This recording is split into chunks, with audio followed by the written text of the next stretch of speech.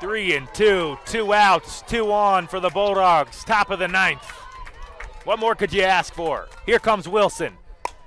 Swung on, fly ball into right center field, smacks off the wall. 2 will score for Wingate. Off the bat of Hannah Stevens. A stand-up double in the top of the 9th.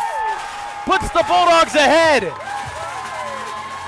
367 batting average on her season, limited today. 0 for 4. Oh, no, not she did anymore. it. No, she did it. Ball game. Oh! A 3-run shot for the Bears. They keep their SAC championship dreams alive. Unbelievable stuff. Are you kidding me? A walk-off bomb from Caitlin Rackard. McGarry will set himself up for a big dodge up top. McGarry down the alley, tucks the stick and scores. Michael McGarry brings Limestone back within 1. Shot clock down to 15. Feed, Powell, jump shot and a score. Top right from Donovan Powell. His 3rd of the day.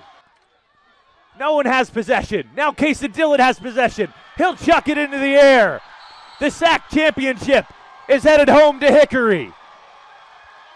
And welcoming you up to the broadcast booth, I'm Ben Robertson with my guy Greg Watterson. Greg, top 10 matchup here today. Wingate 10, Mercyhurst 6. Bulldogs trying to bounce back from a tough start a week ago, and then Mercyhurst with their season debut. New head coach Trey Keeley coming over, taking over for Chris Ryan. What are you looking for today?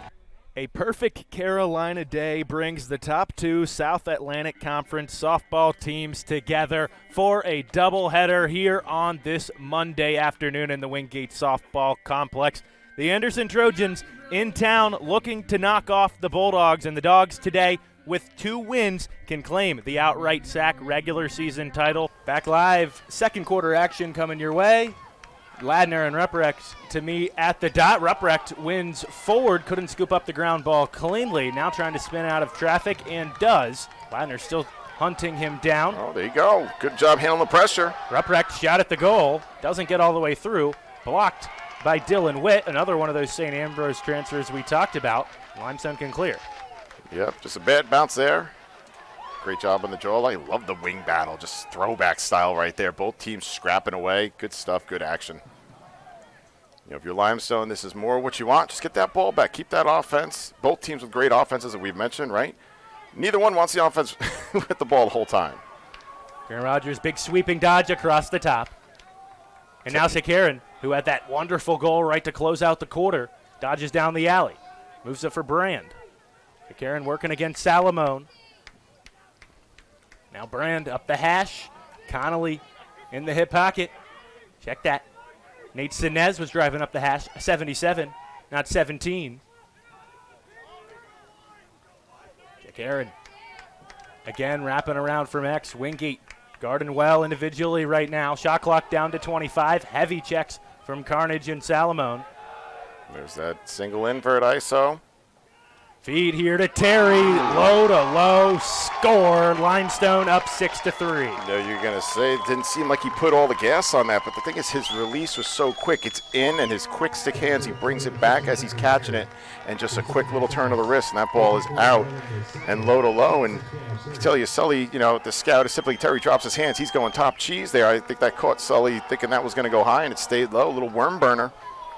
You hinted at this at the top of the broadcast, but Coach Story talking about Terry just glowingly, I mean, telling us pretty much every single night. He's texting him, hey, can you leave the lights on the field on? I want to get a few extra shots. It's even to the point where Storyer's got to say, hey, on Friday night, say, chill out, man. Go to bed. We got a game tomorrow.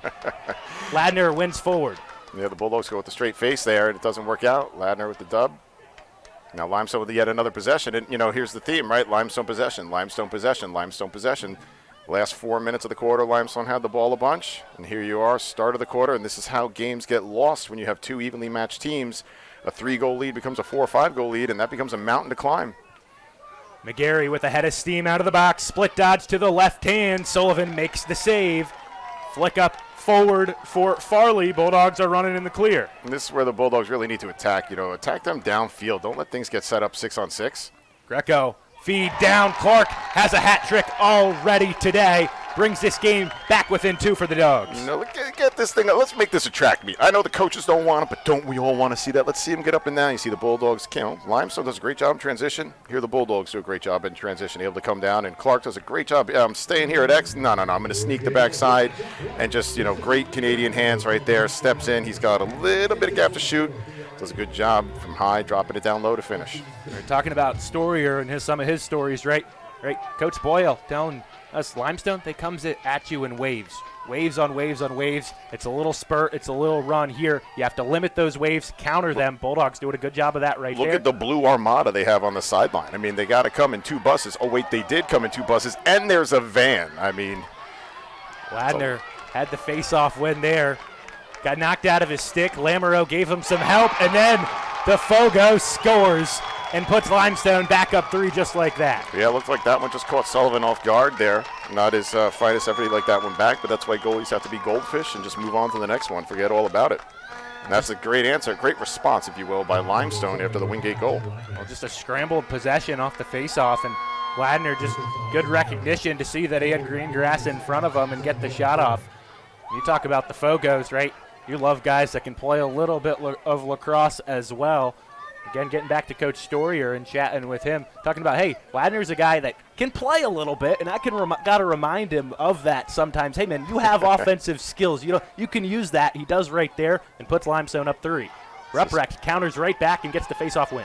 Yeah, Ladner's definitely helped by the services of Coach Reisman, who's a phenomenal face-off specialist in college, an assistant coach there for Limestone, done a great job supporting Coach Storier as they've gotten Limestone back to what they used to be, where they were a dominant force down here in the South, getting the right kind of players.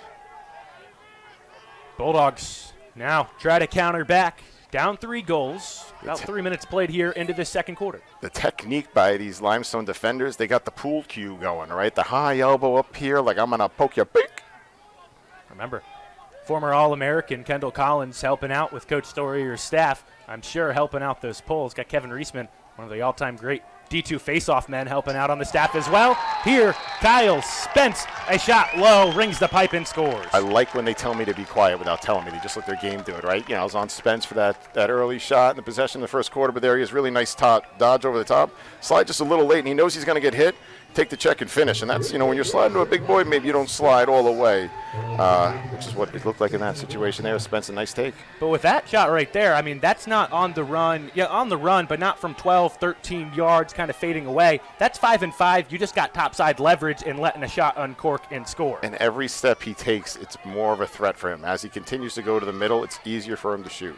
Or there's more net to shoot at, excuse me. Lee Caldwell gives Ladner a breather right here, and Ruprecht takes immediate advantage. A face-off win forward. Ruprecht, a spin move and a shot that sails high for him. If you're going to miss, that's where it needs to be. There you go. Get the possession for the Bulldogs there. A little counter to what Limestone's juice has been all game, where they've won the possession after, scoring a goal. And this is an opportunity for the Bulldogs to climb back, make it a 1-goal game. Back to the track meet we had in the first quarter there, the early first quarter. Aiden McMahon getting things started. Far alley. McMahon now carrying behind. Backhanded shot, gets away from McMahon, skims out of the top of his stick, and Witt, the ground ball pickup. Saints are out and running. A strong D out of the Saints midfield there. The deuce, Reese, Hergetas, I can't even say that one, Araledo, Alberta. I think I got that right, I have no idea. Feed to the crease, shot and a score. Nate Sinez, that little duck low, and then just put it high past Sullivan.